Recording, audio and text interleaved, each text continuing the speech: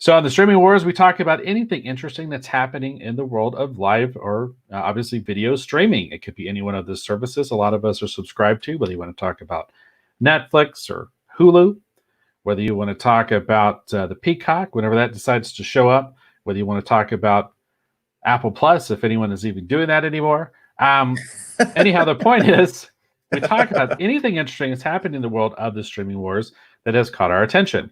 Again, my apologies. I've been really, really busy. I had a bunch of stuff for pop culture, but got deleted, and I don't have anything for streaming wars. But next episode, I promise things will be back to normal. So tell me, Eric, what do you have up first here for this episode's segment of the streaming wars? I've got two articles. The first one I actually wanted to talk about in an earlier episode, but I found an updated article about this that I thought was interesting. And I'm guessing you're aware of this, but I'm not sure, Dave. So this is from Yahoo Finance, and it said, what Disney $75 million bet on Hamilton means for the streaming wars. It says the film version of Broadway's smash hit Hamilton is heading exclusively to Disney Plus for one hefty price tag. The platform's parent company reportedly paid $75 million for the global rights to the Tony Award-winning musical as streamers scramble for content amid coronavirus production shutdowns. The film will officially drop on the platform July 3rd and is expected to attract quite the audience, with lockdown orders expected to remain in effect in major cities, or major parts, I should say, of the U.S.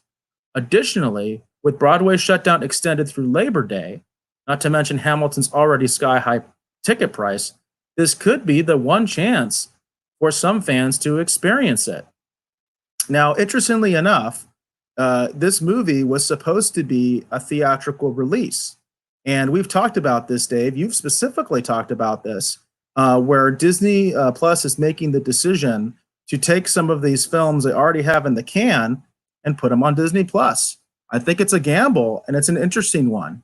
Did you have any thoughts about this? Well, here's the thing. I enjoy a good musical. But it's not necessarily my cup of tea. So this is, at the end of the day, I mean, I might watch it, because my wife may want to watch it, or we may hear about it from someone else. Oh, you got to watch it, and we may end up watching it. But Hamilton is just, I don't know. I know it's amazing, but I don't really know much about it. So when it drops on the streaming service, I may watch it. I do think the idea of this could be great.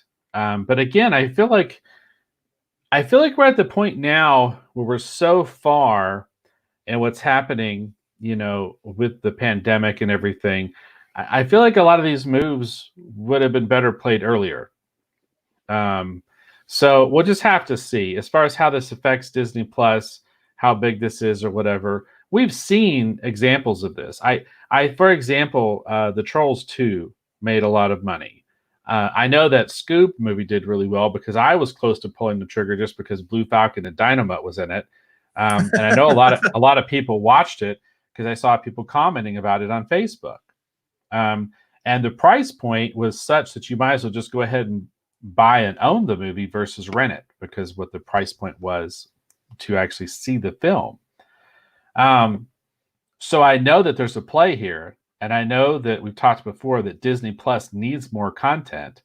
So this to me sounds like a good move within reason. But the play for me, still as a genre fan, is put New Mutants out where you can watch it. That's what I wanted. Disney, you're not listening. I didn't want to watch Hamilton. I want to watch a stupid New Mutants movie. So, but I'm sure this will be interesting. So we'll have to see. I mean, are you familiar with Hamilton? Have you seen it? Are you one of those people that's into this musical, Eric? I'm familiar with the Founding Father, but as far as the musical, I haven't seen it. My daughter really likes a lot of the songs, and she's totally into it. So she's really excited about this. When I told her this was happening, she was really excited. So it's going to be the first opportunity, hopefully, for me to see this, and hopefully I'll be able to watch it with my daughter and see what I think. Because I haven't been to New York in a long time, and so I have not had the opportunity to watch this on Broadway. But I find it interesting that this movie was scheduled to come out October 2021. And of course, what's been happening is so many films scheduled for the future, they're pushing them back. And in this Right. case, they're advancing it Yeah. very Well, yeah. quickly to Disney Yeah. Plus. So this is a bold move. I think this is a very bold move by Disney to say, you know what, we are going to invest in Disney Plus. This is our one big money maker right now. The only thing they really have right now besides this is Shanghai Disney, because everything else is just shut down. So this is a very bold move by Disney to say we're going to take this movie that was meant for theatrical release. We're going to release it way early, over a year in advance. And right during the 4th of July weekend, which is also good marketing because this is a movie that's related to one of our founding fathers. And so it's going to be interesting. It's going to be interesting to see how this plays out, because obviously Disney Plus is trying to invest in themselves. And we've talked about the content problem on Disney Plus, which has been exacerbated by the pandemic. It's been amplified to 11 because of the pandemic, because they had content issues before the shutdowns. They had a lot of content issues. So this to me is a bold move, and it'll be interesting to see if it pays off for Disney or not. I think it will, because Hamilton's very popular. Hamilton's a very popular musical.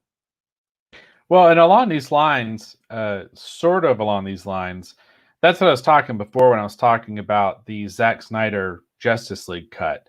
That to me, in a sense, is almost kind of like a streaming wars play, because when you think about it, Warner Brothers needs to make some money. They want to have a nice rollout for HBO Max. They want to show people there's going to be great content on there. They want them to subscribe. And the Zack Snyder cut of the Justice League is a great way to do that, because kind of like Hamilton, it has a built-in audience. It has people who want to see it who maybe haven't had the chance to see it, even though it's different circumstances. You see what I'm saying there. There are people that want to see it that can't see it. And it's a $20 million investment that they're putting into finishing the Zack Snyder cut. So when you look at it, that's probably not a bad investment. When you look at the fervor for it, the built-in audience for it, the cachet, the recognition of those characters, the fact that it's going to be on HBO Max, like that's $20 million. That's not a bad investment for, I think, what they're going to be able to get out of it when you look at it in terms of publicity and excitement and people talking about and getting excited for HBO Max because the Zack Snyder cut is going to be on there. To me, it sounds like just a great idea and a great play. So I think we kind of see here how everyone's trying to do similar things to find that interesting content that people are clamoring that they want to see, that they can't see, and just finding interesting ways for people to be able to have the opportunity to experience it or see it. So I think that's all kind of cool. So we'll see. But I feel like in a similar vein, I feel like that's what HBO Max's gamble on the Zack Snyder Justice League cut is. And the fun thing about that too, when you think about it, is that the movie theaters can't get too mad because they had the Justice League movie and it underperformed. So I don't think they're going to get too upset that they don't get the Zack Snyder cut, So it's kind of a win-win. So, do you think that too, Eric? Do you think that sort of the Zack Snyder Justice League cut is a similar kind of play? It's very similar. But I think the Snyder cut is a no-brainer. You know what I mean? Like, in my opinion, because right now you can still edit movies. That's still happening. That hasn't been shut down. What's been shut down is principal photography. I saw an article talking about Lower Decks, and that Lower Decks isn't feeling like they're kind of in a unique position because animation can still go forward right now, whereas a lot of the live action stuff is completely shut down. In Hollywood, it's totally shut down. So you actually have to go overseas, places like New Zealand that are back open. And even I saw a thing about Poland's opening up for filming again. But Hollywood's completely shut down for live action filming. So the Zack Snyder cut, to me, relates to this story very well, but that's a no-brainer move, in my opinion. In my humble opinion, that's a no-brainer move that's just an obvious thing to do. This to me is more bold because this was meant to have a theatrical release well beyond what we all hope will be the scale of the pandemic. That it was kind of out of that range. Again, we hope because we don't know. So there is a certain gamble there as well as far as whether theaters will be fully back up in October 2021. We all hope they will be, but we don't know. It's an uncertain time. So this really is a gamble, and you could see the potential that some theaters might be upset. We saw the fallout from Trolls World Tour, where basically AMC was threatening to pull all Universal movies in the future. So this is a bit more of a gamble, and I think a little bit more of a bold move. Well, it'll be interesting to see how it all plays out. And there's a lot of interesting things being talked about. I think was it last episode we talked about those rumors about that Amazon might be looking maybe to even purchase AMC. So right, and then there's also the rumor about Netflix possibly looking at acquiring Viacom CBS. Yep. And then the long-standing rumor about Apple purchasing or trying to somehow leverage a buyout in Disney. So yeah, that's a big one too. We'll see where we are. I think we're living in some ways we're living in testing, stressful times, but we're also living in interesting times too. So I'll be curious to see how this all plays out. Very cool.